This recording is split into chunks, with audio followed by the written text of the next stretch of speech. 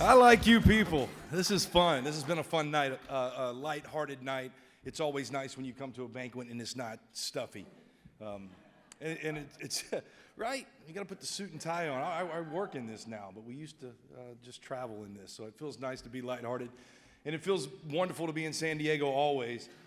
This was home for many years, and it just landing here. I now have my family back east where I was raised, but anytime back in San Diego and looking to spend more time just feels right. So, and then nights like this, we just talked about 23 being inducted into the San Diego Padre Hall of Fame just meant the world, kind of being able to reunite with the Padres now that the playing days were over.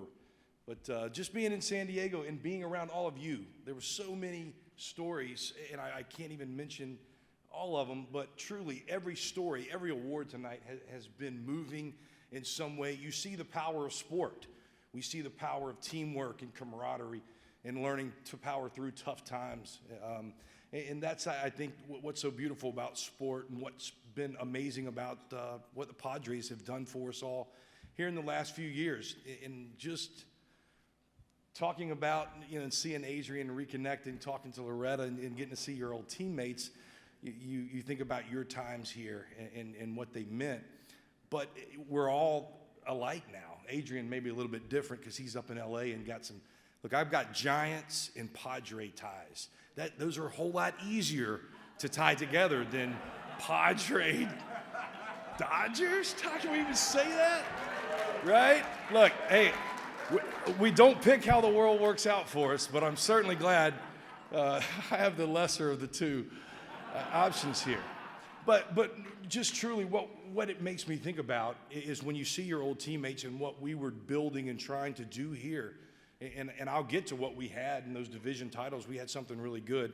But seeing now what's going on, being a Padre fan is fun. Watching this city upside down, being as far north as up on top of Oceanside, seeing Padre hats everywhere to inland, it's something that we dreamed of building and having here in San Diego.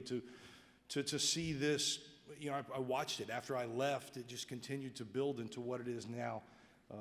And it's because of all of you. So many in this room are way more than probably not any casual fans in here, but just big-time supporters and in so many ways. So I think that's been the most fun thing for me, to see San Diego just come to life over baseball and really see what we have. And a night like tonight, being tied into the community that raised you. I came here right out of high school at 20 years old in a very sheltered life in the South, not a whole lot of travel up until these days. So 20 to 30, and I lived here up until 2016. We still had a home here and boys in school, so this was home. This place raised me, and somebody who had the world country views that I had, California was an eye-opening place. And so, right? This prepared me to go spend the last 3 years in San Francisco. Alabama to San Francisco probably wouldn't have worked. but what a beautiful place to come be a part of life and raise a young family, to learn about life. And so much of what I value today as a 43-year-old, I was taught right here on and off the field. So it means the world to be in front of you tonight, to be enshrined into the San Diego Hall of Fame, stand alongside Adrian Gonzalez and Chardonnay. We'll have that later. Chardonnay. I was thinking about stories that I could tell, and when I think about mine and Adrian's playing days together, what an honor it is to go alongside two great athletes. But Adrian Gonzalez and Loretta will tell you, as a second baseman, we had a shortstop at first base. It was just an amazing thing as a pitcher to look at your first baseman, and he knew that I was going to be over there, and I'd say, Adrian, go get anything you can get. And how many balls he took away from that three-hole was countless. And I think about him calling pitches with me and just how invested he was, and what a teammate. Had an opinion anytime you wanted it, sometimes when you didn't want it. Adrian was a leader in every aspect of the word. But I think of this one night, there was one game he didn't start. and it ended up being some 20-inning marathon. And if anybody ever had watched too closely to Padre baseball, Trevor Hoffman would pitch the ninth, if you guys remember, right? When the game would be tied, the closer would still come in and throw the ninth. So many times, Trevor threw the ninth and the game kept going. Well, Trevor was spent, and anybody else, if you were a starting pitcher and you had been used, or if you had been used in that game, Trevor had what he called rally beers going. And this one night that I remember with Adrian Gonzalez and Trevor Hoffman, Adrian pinch hit in the ninth inning of this game and was spent. And Adrian must have not liked the beer choice that Hoffy was doing. We were doing rally starters and rally stoppers. Every half inning, you're running up in the clubhouse, chugging a beer, and running back down to cheer on your teammates. I would be lying if I made up how many innings, but I want to say 21 innings or something this game went against Colorado, and we had to travel. And by the end of it, I remember coming about in the 17th inning or something by that training table we had, and Gonzo was just curled up like a little boy. He was doing tequila shots for those beers that we were doing. So staying true to that Mexican heritage and tequila. But Trevor Hoffman has got the better of us on those rally beers and rally stoppers. But a lot of fun times here in San Diego.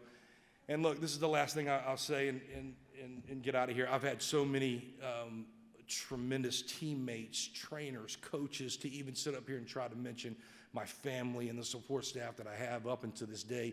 None of that would be possible without, and so I'm not going to bore you with that. But also, I heard the championships mentioned in other towns. I played in 4 amazing cities. I left here and went to Chicago for 4 years, played on the wrong side with the blue collar, the hard-working side of the White Sox, and then on to Boston, where for the first time, 12 years into a career, you get a taste of a championship and what that meant to a town. And then the same thing happened in San Francisco, reunited with our good friend Bochy and Flannery, and go up there. And part of why I'm standing here tonight is that history. And what I long for the most is the fan base that I recognize and identify with the most is the Padres. It's so much fun going back and celebrating these things. And I even thought about this on the plane ride out here. Don't celebrate individual awards. Cy Young, it's fun. You know, we don't celebrate that. There's not 10-year reunions for that, and rightfully so, we shouldn't. We don't celebrate individual awards. We celebrate championships, and it's something that I know this town is hungry for and has never had. And so as somebody who is a Padre and is a Padre for life now and will never be anything but, my vision is to be a number one fan and sit alongside you when that ticket finally gets punched. And as Peter would say, that's right. As Peter would say, the baseball gods are going to shine upon San Diego, and that's going to happen. So I will leave you with this. I cannot wait for that day to happen. I'm going to be right alongside you, sitting shotgun as number one fan. But here's what I'll tell you. I do know about this. It's way bigger. The players on the field are going to have to pull it together and get it done. There's no ifs, ands, buts about it. The most important thing in baseball is the players. The game is about the players.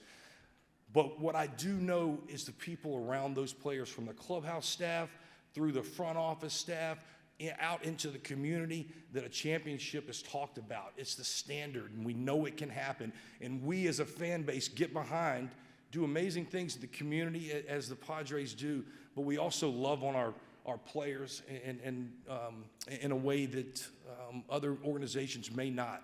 If you all see the Trey Turner turnaround in Philadelphia, when he went over there and a bunch of pressure was on him, wasn't performing. He got a standing ovation as he was getting booed.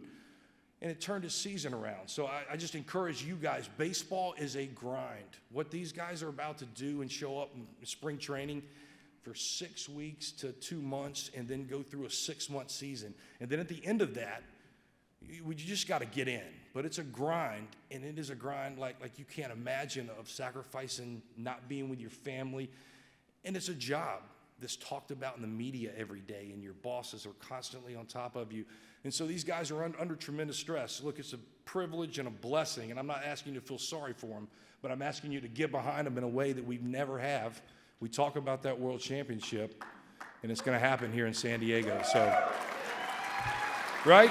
And it starts with all of us. It is a tidal wave that the community gets on and rides together, and I see it happening. It has been happening here in San Diego, and our time is coming. So tonight, the sports writers and the association, Annie, thank you so much for including me and making me a part of San Diego history forever. It's something I don't take lightly. I'm honored to be here with you all, and I'm excited to have a cocktail with you.